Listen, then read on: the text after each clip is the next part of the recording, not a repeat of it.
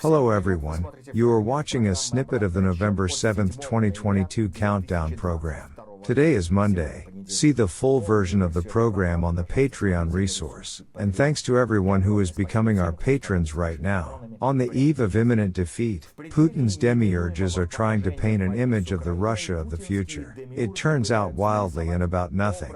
The burned second part of Dead Souls is a metaphor for the future. Motherland with a laser sword, and Russia is the world's guardian of goodness with the state concept in the form of a pie.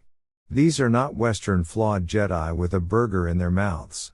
The author of the article Perception of the Basic Values, Factors and Structures of the Socio-Historical Development of Russia, based on research and approbation, is Aleksandr, head of the Presidential Department for supporting the activities of the State Council.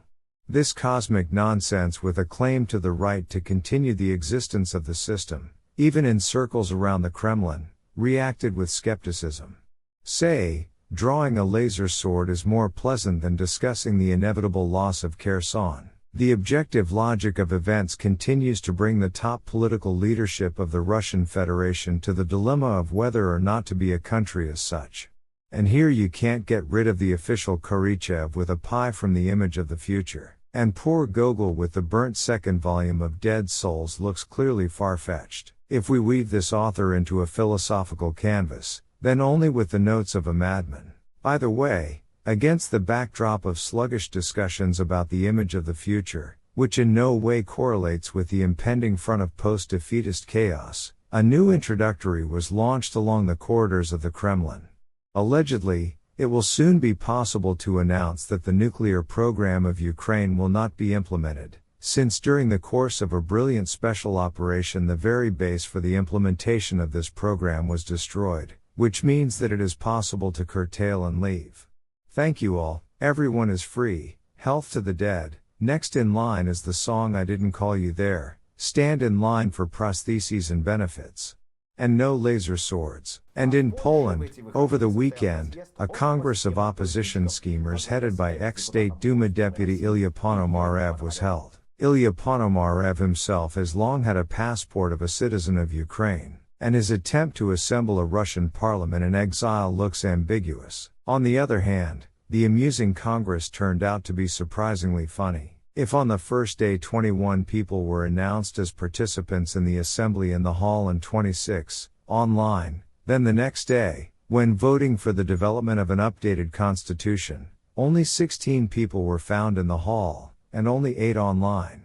Thus, from the initially declared 47 delegates of the historical 24 congresses are left, losses of the self-proclaimed deputy corps, truly is at the front. The general impression is that of a performance staged by the director of a folk theater with a swing at Shakespeare. But due to the provincial squalor of the performers, the spectacle turned out to be dull and vulgar. They promised an intergalactic effect, but a misunderstanding came out. It was enough to listen to the speeches of the great revolutionary Maltsov or the future prosecutor General Feigen, and the anecdote of the outcast parliament became obvious. But this is the reason for consolation. After all, if the best people of the opposition are just like that, then there is no need to worry about the future of the empire. It is not viable. It will surely die, and other maggots will gnaw it already. Prigozhinsky, for example.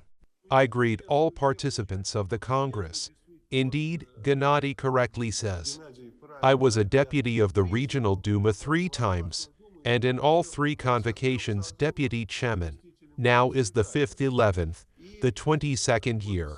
And this is very symbolic, because you remember that I called for the revolution of the 5th, 11th, 17th year. And then the masses of the liberal public declared that this was a provocation. And this mass, of course, worked very negatively. Why? Because we had fighters, and they came out on the 5th of the 11th of the 17th. Only in Moscow there were 30,000 people.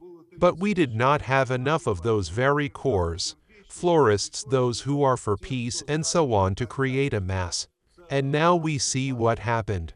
But it turned out that if we had used this chance then, we would have used this chance together. Yes, there would have been bloodshed, which I am accused of. You wanted bloodshed. I wanted to win. I wanted the people of Russia to win. I wanted there to be no war with Ukraine, so that Putin would no longer rule and plunder Russia. That's what I wanted. And bloodshed, yes, it would be.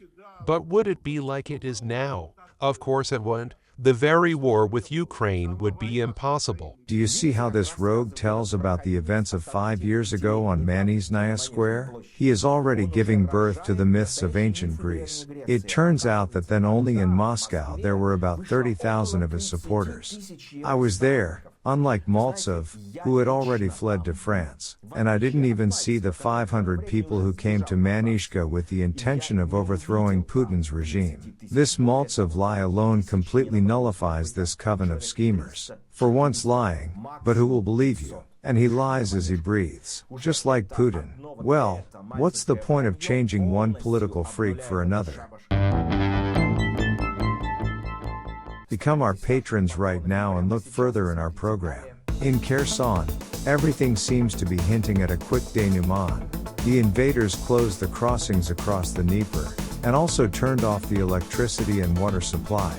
Washington is holding secret consultations with Brussels to bring Ukraine and Russia to the negotiating table after the return of Kherson to Ukraine. Biden's advisor, Jack Sullivan, does not lose contact with Putin's advisor Ushakov, and Putin himself continues to shock Macron over the phone with nuclear scarecrows. Either way, whether Putin dares to go to the G20 summit will become known this week.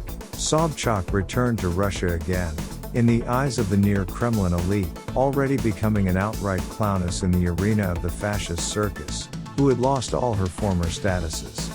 November 8th in the US congressional elections, and again there is talk of Russian interference in these elections. It is not as large scale as in the 16th, but no less pernicious. And that's all for today.